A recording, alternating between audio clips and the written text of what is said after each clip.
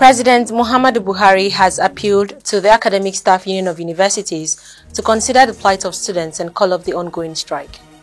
Hi, welcome to What's Happening. These are the top 10 stories now.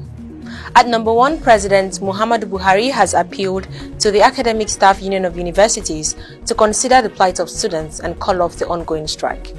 Buhari also urged students in public tertiary institutions in the country to exercise patience as the government is taking steps to address the issues in the nation's university system. The president made the appeal on Thursday at the 19th National Productivity Day and the conferment of the National Productivity Order of Merit Award to 48 eminent Nigerians and organizations in both the public and private sectors for their high productivity, hard work and excellence. The senior special advisor to the president on media and publicity, Femi Adesina, made this known in a statement titled, "At National Productivity Day Awards, President Buhari appeals to ASUU to call off strike."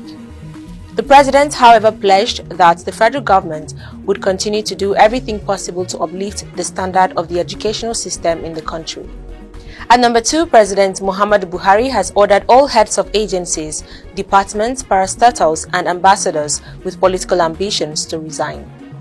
In a circular obtained on Thursday morning, it was observed that the office of the Governor of the Central Bank of Nigeria, Godwin Emefiele, among other agencies, was copied. The circular titled, "Ministers, Heads of Government Agencies, Ambassadors and Other Appointees with Political Ambitions to Resign," was signed by the Secretary to the Government of the Federation, Boss Mustafa.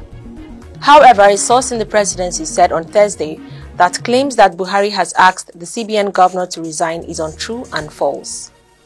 At number 3, students of the Obafemi Awolowo University, Ile-Ife, blocked the Ile-Ife-Ibadan Expressway on Thursday to protest the ongoing strike by the Academic Staff Union of Universities and other trade unions.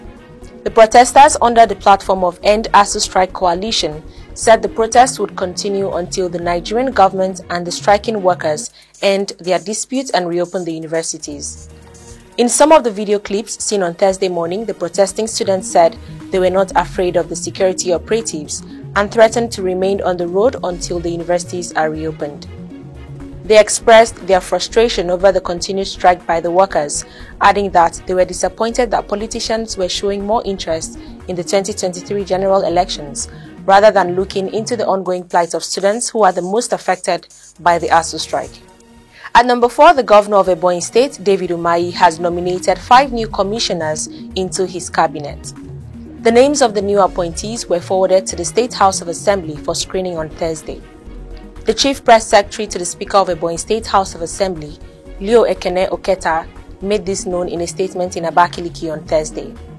He listed the nominees to include Matthias Adum, Celestine Nwali, Romanus Nwasum, Chris Uchaji and Beatrice Eze. Oketa said all the nominees had been invited to appear before the Ebonyi State House of Assembly for screening and possible confirmation by 11 a.m. on Thursday. At number 5, a state service for the slain Al Jazeera journalist Shireen Abu Akleh was conducted in the Palestinian city of Ramallah on Thursday, a day after she was murdered by Israeli forces.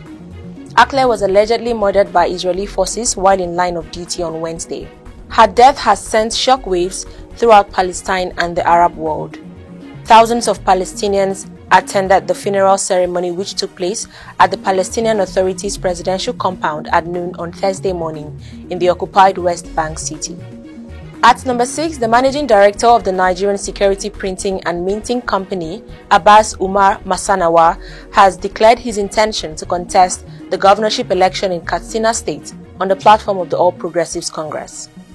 The NSPMC is a subsidiary of the Central Bank of Nigeria, responsible for printing and minting the nation's currency notes, coins and high-level security documents. Masanawa, who purchased the 50 million naira APC governorship form on Wednesday, joined the likes of CBN Governor Godwin Emefiele and other political appointees actively pursuing their political ambitions without resigning their current positions.